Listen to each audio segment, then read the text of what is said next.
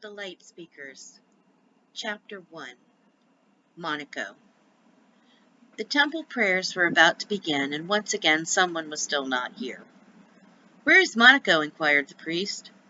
"You know him. He'll get here Monico time," answered one of the pupils.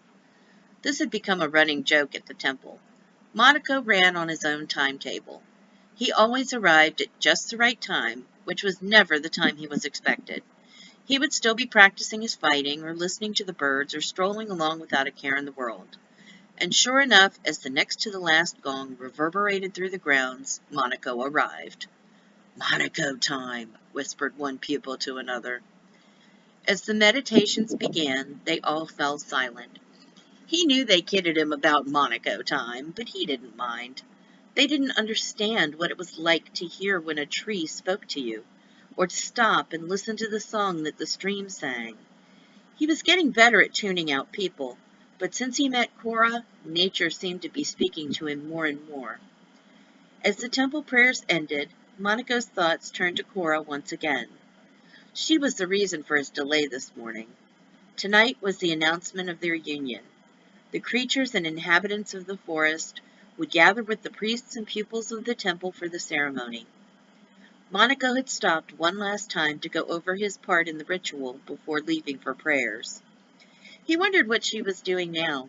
Knowing her, she had everything under control and was surrounded by eager helpers taking care of the preparations.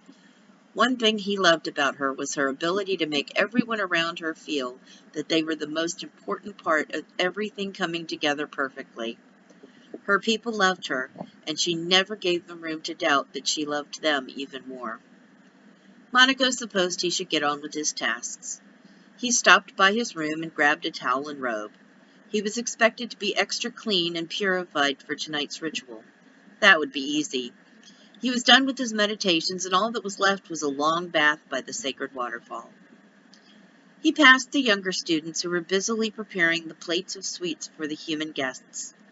They giggled and ran up to him to hug him and tell him how excited they were. He thanked them and told them how proud he was of the wonderful job they were doing. Next, he saw the older students huddled together, making sure that everything was packed in an orderly and easy-to-find manner. There were many protective and blessed items to gather, and they were making sure it was done properly. Monico stopped to thank them for their diligence and hard work, and to tell them how blessed he was to have them as his friends. On the other side of the courtyard, some of the priests were busy making sure that the banquet was prepared to include something for all the guests. Others were making sure that their vestments were pressed and ready to go. And still others were patiently helping the ancient ones go over the mantras that were required for the blessings. He smiled at them and bowed his silent thank you. Just outside the temple grounds, he reached his destination. The mist from the waterfall was cool and refreshing. It seemed to know that he needed silence today, and was only making the falling whispers and roars that other people heard. He bowed and silently thanked it for understanding. He carefully made his way through the lush undergrowth. Even on the hottest days, he was always sure to find the deep, cooling greens of the ferns and calming blues of the water here. He stepped carefully onto the slick, flat stones until he came to the large, flat boulder at the water's edge. Here, he carefully folded his clothes and laid out his clean robes to change into. As he lowered himself into the pool, he was thankful for the cool and refreshing feeling on his skin. It seemed to rejuvenate him immediately. He submerged to rinse out his hair and gingerly opened his eyes. After the first sting, he could focus on the underwater marvels. There were less fish in view, but he loved to watch them swimming around. He'd often mused about their carefree life. No tests to pass, no others to please. It would be wonderful. As he broke the water's surface, he noticed an old man entering the pond on the other side. Strange, he thought. I don't know this ancient one. He must have come for the ceremony. Monico bowed silently to the old man, and the stranger raised his hand in recognition of the courtesy. He watched in silence as the old one slowly made his way into the water. He wondered how many years the tiny man had seen. It must be near 100 or more, the way his white beard jutted out from between scores of weathered mahogany wrinkles. Monico watched as the Ancient One began to swim towards the center of the pond. His strokes were slow and measured. He marveled that those spindly arms and legs still had enough strength to pull the Old One through the water. He hoped that he would have as much strength when he reached that time of life. Slowly, the man's strokes became weaker. Monica watched in horror as the old man was suddenly flailing. Without a second thought, Monico began to swim as fast as he was able. He needed to get to him before the current of the waterfall pulled the old man under. Monico was a strong swimmer, but with every stroke the pond seemed to grow larger and the man farther away. His body began to vibrate.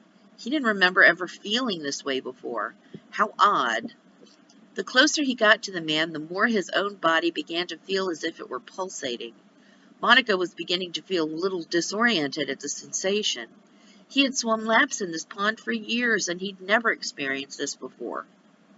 Finally, Monica reached him and took him under his arm. The old man weighed a ton. Monica couldn't understand. He seemed so small and frail when he watched him enter the water. Why was he so heavy? No matter. He was young and strong. He could do this. As Monica tried to swim back to shore with him, he was being drawn further from the shore with every stroke. Why was this happening? They were still far enough from the waterfall. There shouldn't be an undercurrent here. Was this Ancient One getting heavier? Monica was pulling and kicking as hard as he could. They should be making more progress. The pulsating sensation was stronger. It felt like even the water had a heartbeat that was getting stronger and stronger. Maybe that's why he wasn't moving faster. He couldn't concentrate. If only that drumming sensation would stop. Maybe that would clear his senses. Where was it coming from? It must be his imagination. The man was getting heavier and heavier. Monica was having trouble keeping them both above water now. The weight was pulling them down and down, deeper into the water, closer and closer to the bottom.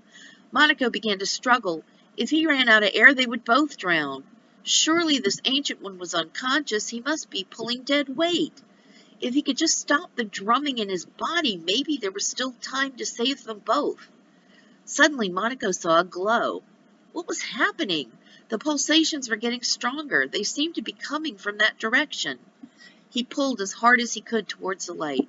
He could just make out the shape of something solid.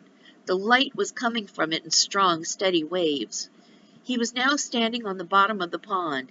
He pulled with one arm and used his feet to walk towards the object. His other arm dragged the old man along the bottom. Monica knew that he had to stop the sound it was creating.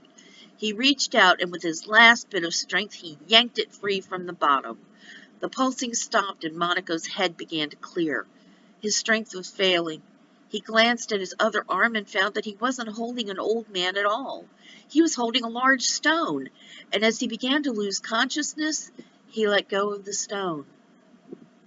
He didn't know how he got to the shore, but he slowly opened his eyes and realized that he was safe. The pulsing was gone, and his mind felt clear. The old man was nowhere in sight. What had just happened? He began to slowly tense and relax his muscles and realized that he still held something in his grasp. It was a sword. Now he knew he didn't imagine the whole thing. It happened. After all, here he was, holding a sword. Monica slowly sat up and looked at it. Why was this on the bottom of the pond? And what made it glow and vibrate like that? It looked like an ordinary sword. There was nothing odd about its length or weight. Then he noticed an inscription on the hilt. It was very faint, but he could make out the one word, truth. He stood up and swung it. The sword glided smoothly through the air. He felt a wave of peace and healing coming from it. Had this been an unspoken part of tonight's ritual? Oh no! He suddenly realized that he had no idea how much time had passed. He needed to get back. He needed to get to Cora. Maybe she could make some sense out of this whole thing. He quickly got dressed and bundled the sword in his discarded clothing. With a sudden burst of energy, he ran back to the temple. When he got to the temple courtyard, he saw that everyone was still busy. He slowed his steps and headed inside the temple. A sense of calm floated down and into his soul. His eyes searched for the head priest. He found the master sitting in an alcove, reading, oblivious to the activity and noise going on outside. Monico walked over and bowed. He waited silently to be given permission to speak. "What is it, my son? Nervous about tonight's ceremony?" asked the high priest with a twinkle in his eye. "Master, something happened and I need your help." Monico unwrapped the sword from his bundle of clothing and showed it to the master. "Malhagunda," whispered the ancient one in the smallest of whispers. "Where did you get this?" Monico whispered back to the master the details of what had just happened. As he spoke, the master's face furrowed in concern. "Do you think the old man is dead? Should we go back and look for him?" Monico asked. "If it was his time, there is no purpose in searching. You said he was nowhere on the shore," said the master. "Why was this on the bottom of the pond? Why was it glowing, and how did it make the water beat like a drum?" asked Monico. "I do not know the answers to those questions, but you should tell no one else about this. For now, know that I believe you. Keep this with you, but hide it under your cloak and let no one see it.